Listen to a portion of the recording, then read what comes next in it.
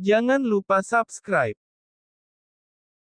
Misi kedua, berkat kerjasama dari berbagai pihak akhirnya acara bazar yang diadakan di halaman SMA Nusa Bangsa berjalan sukses. Tak bisa dipungkiri Desta punya andil besar dalam acara itu, selain sebagai donatur terbesar, ia juga mengarahkan beberapa relasi bisnisnya untuk menjadi sponsor acara yang melibatkan putrinya kesayangannya. Hari ini meski terlihat lelah namun wajah mereka memancarkan kepuasan karena acara bazar yang mereka adakan sukses dengan keuntungan yang lumayan besar. Semua dana yang terkumpul akan disumbangkan kepada Yayasan Panti Asuhan. Kanza dan Kimi duduk di sebuah meja sambil menikmati minuman dingin yang dibelikan oleh Romi. Sementara beberapa anak laki-laki mulai membereskan meja-meja bekas acara bazar tadi siang. Kim, besok papi ulang tahun, gue pengen kasih kejutan, kira-kira lu ada ide gak? Tanya Kanza. Kimi mulai berpikir, tiba-tiba satu ide melesat di kepalanya. Tapi sejenak ia ragu tidak yakin kalau Kanza akan setuju. Gimana kalau diam-diam kita undang Tante Bella, ide Kimi. Kanza terlihat kaget mendengar ide sahabatnya. Gue yakin itu adalah kado yang paling berkesan buat papi lu, ada senyum tipis di bibir Kimi, ini kesempatan untuk ia menjalankan misinya. Gimana caranya mendatangkan Tante Bella ke Jakarta? Tanya Kanza, sepertinya otaknya tak sencer sahabatnya. Diam-diam cari nomor kontaknya di HP papi lu, gimana caranya usaha supaya gak ketahuan, Kimi menjelaskan. Kanza manggut-manggut mulai bisa mencerna isi kepala sahabatnya. Demi melihat papinya bahagia tak ada salahnya jika ia memberi kesempatan untuk Tante Bella seperti saran Kimi. Sebuah skenario pun dibuat untuk memberi kejutan untuk Desta besok. Kanza merasa bersyukur sekali mempunyai sahabat yang bisa diandalkan. Tapi gue gak kasih kado gak apa-apa ya, soalnya bingung gue harus kasih kado apa buat papi lu, ucap Kimi. Ya elah, dengan lo bantuin bikin ulang tahun papi gue berkesan juga itu udah kado yang paling berharga buat papi, ujar Kanza seraya memeluk sahabatnya itu. Mengikuti petunjuk sahabatnya, akhirnya Kanza berhasil mendapatkan nomor ponsel Bella. Kim, gue udah dapat nomor telepon Tante Bella terus gue harus gimana?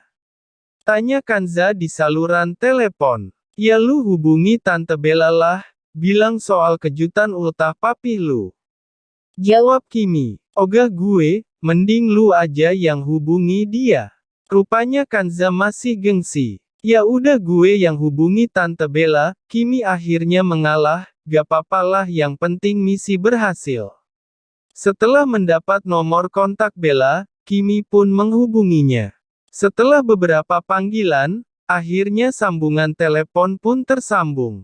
Mikum tante maaf ganggu, ini Kimi, Kimi mana ya? Bella mencoba mengingat-ingat. Kimi temannya Kanza, putrinya Om Desta. Oh iya, ada apa ya? Tumben kamu telepon. Kimi pun menjelaskan maksud dan tujuannya menghubungi Bella. Mendengar penuturan Kimi tentu saja Bella menyambut dengan senang hati niat kedua gadis itu untuk memberi kejutan pada Desta. Dengan melibatkan dirinya, Bella merasa kalau jalan untuk mendekati Kanza mulai terbuka. Oke, besok tante akan ke Jakarta, akhirnya Bella setuju. Makasih ya Tan, Kimi pun menutup panggilannya. Misi kedua memanfaatkan momen ulang tahun Om Desta demi melancarkan misi ini. Tapi kenapa hati ini terasa sakit ya? Semangat Kimi. Begitu tulisnya di buku harian berwarna merah muda itu. Kimi merasa ada yang mengganjal di dadanya. Apa yang ia lakukan sangat bertolak belakang dengan hatinya, ia tidak tahu kenapa tidak bisa menolak ketika Desta meminta bantuannya untuk mendekatkan Kanza dengan Bella, ingin melihat orang yang diam-diam kagumi itu bahagia walaupun dirinya yang harus terluka. Tak terasa air menggenang di mata indahnya, ia tidak tahu apakah ini cinta atau hanya rasa kagum saja. namun yang jelas ia harus membuang rasa itu sebelum semakin berkembang dan membuatnya semakin terluka. Kimi tertidur dengan mendekap buku merah muda itu di dadanya. Sebuah benda tak bernyawa yang La jadikan tempat La mencurahkan isi hatinya yang selama ini ia sembunyikan rapat-rapat dari sahabat dan bundanya sekalipun. Keesokannya, Kimi bangun dengan mata sedikit sembab. Gadis itu mengarahkan pandangannya ke lain arah menghindari tatapan menyelidik dari bundanya. "Kamu abis nangis?" tanya bundanya. "Semalam Kimi mimpi ketemu ayah," dustanya. Percuma ia mengaku tidak menangis sedangkan mata sembabnya sudah menjadi bukti yang tidak mungkin La bisa mengelak lagi. "Nanti kita ke makam ayah," bunda mengusap rambut Kimi lembut, ada kabut tipis di mata bundanya. "Ayo sana pergi jangan sampai papihnya Kanza nungguin lama, gak enak." Petik 2. Kimi mengambil 2 kotak makan siang yang sudah disiapkan bundanya, "Pergi ya bun." Pamitnya setelah mencium punggungnya tangan bundanya. Kimi masuk ke dalam mobil Desta yang sudah menunggunya di depan. Desta pun menghidupkan mesin mobilnya, kemudian melajukan mobilnya menuju ke sekolah kedua gadis itu. Kimi yang duduk di kursi belakang tidak menyadari kalau Desta diam-diam memperhatikan gadis itu melalui kaca spion.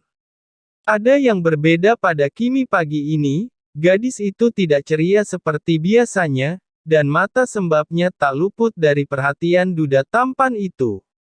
"Ih, nanti sore tidak usah jemput ya, aku sama Kimi mau ke mall dulu ada yang mau dibeli." "Iya," jawab Desta sambil menepikan mobilnya di depan gedung sekolah SMA Nusa Bangsa. Setelah kedua gadis itu turun Desta pun melajukan mobilnya menuju kantor.